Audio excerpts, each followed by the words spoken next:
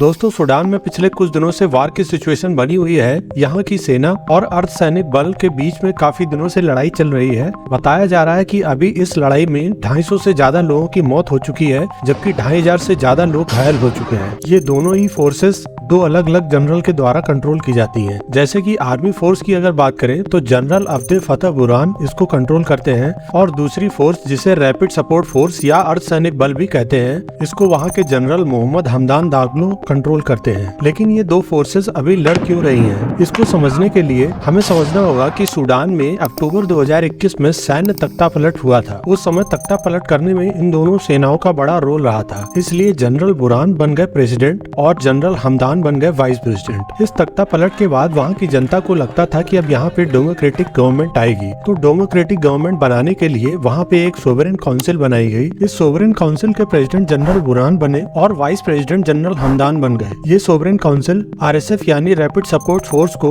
2 साल के अंदर आर्म्ड फोर्स में शामिल करना चाहती थी, जिसके लिए कई महीनों से मीटिंग्स चल रही थी। लेकिन आरएसएफ के जनरल हमदान ऐसा करने के लिए कम से कम 10 साल का समय मांग रहे थे। आरएसएफ के जनरल हमदान इस बात से बिल्कुल भी एग्री नहीं करते थे कि आरएसएफ को 2 साल के अंदर सूडानी सेना में शामिल किया जाए। ऐसा इसलिए था क्योंकि देश की सबसे मुनाफे वाली सोने की खदानों पर जनरल हमदान यानी आरएसएफ का कब्जा था, जो अपनी गतिविधियों को चलाने के लिए इस कीमती धातु को केवल खार्तूम सरकार को ही नहीं बल्कि पड़ोसी मुल्कों को भी बेचते थे। इसके अलावा वो अगर वार में जीतते हैं तो उनके प्रेसिडेंट बनने के चांस ज्यादा हो सकते हैं। साथ ही हारने वाले को गिरफ्तारी और मौत का सामना करना पड़ सकता है। इसीलिए माना जा रहा है कि शायद ये वार लंबे समय तक भी खिंच सकता है, जिसकी वजह से अरब और अफ्रीकी देश भी इसमें कूद सकते हैं। इसके अलावा यूएस और रशिया भी इस वार में अपने फायदे के लिए शामिल हो सकते हैं। पिछले कुछ सालों से यूएई ने मिडिल ईस्ट और ईस्टर्न अफ्रीका में अपनी उपस्थिति बनाने की कोशिश की है। यूएई के आरएसएफ के साथ काफी अच्छे संबंध है, जिसने यमन में हौथी विद्रोहियों को दबाने के लिए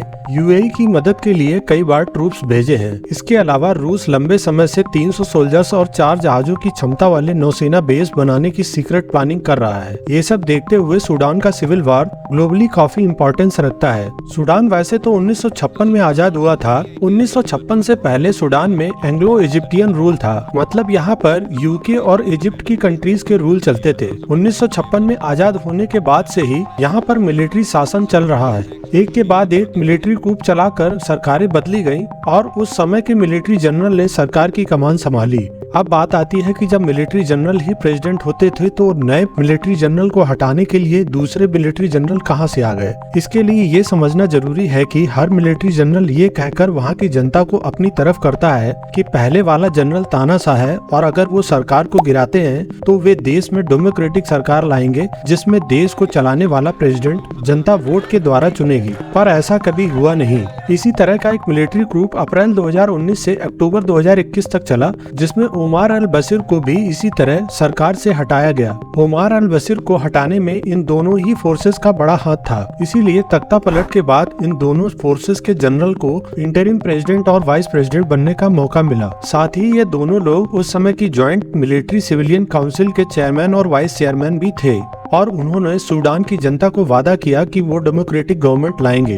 जिसके चलते सोवरेन काउंसिल का निर्माण किया गया, जिससे जनता कुछ दिनों तक शांत रहे और सूडान की ग्लोबली इमेज सुधर सके। पर ऐसा कुछ हुआ नहीं, क्योंकि काउंसिल के चेयरमैन बुरहान थे और वाइस चेयरमैन हमदान थे। क्योंकि ये दोनों ही लोग कोई इलेक्ट नहीं हुए थे, इसलिए जनता की वोटिंग का इसमें कोई रोल नहीं था। इन्होंने खुद को ही चुन लिया था इस काउंसिल के चेयरमैन और वाइस चेयरमैन के लिए। इस काउंसिल के मेंबर्स के बीच में कम्युनिकेशन गैप की वजह से सूडान में वार जैसी सिचुएशन डेवलप हो गई, क्योंकि अगर आरएसएफ को सूडानी सेना में मिला दिया गया तो यूनाइटेड सेना का नेतृत्व कौन करेगा। इस विवाद को सुलझाने के लिए वह अपने सेकंड इन कमांड से बात करने को तैयार है, लेकिन आरएसएफ के जनरल मोहम्मद हमदान दागलो उनसे बात करने के लिए तैयार नहीं है। ये सब देखते हुए सूडानी सेना ने आरएसएफ को रेबेल फोर्स घोषित किया है। सूडानी सेना ने यह भी कहा है कि आरएसएफ के खिलाफ वायु सेना ने भी ऑपरेशन शुरू कर दिया है। सूडान की राजधानी खार्तूम के हालात पर भारत समेत कई देशों ने अपने नागरिकों को एडवाइजरी जारी की है। एक एस्टिमेट के अनुसार सूडान में लगभग 1500 भारतीय रहते हैं, जिनको निकालने के लिए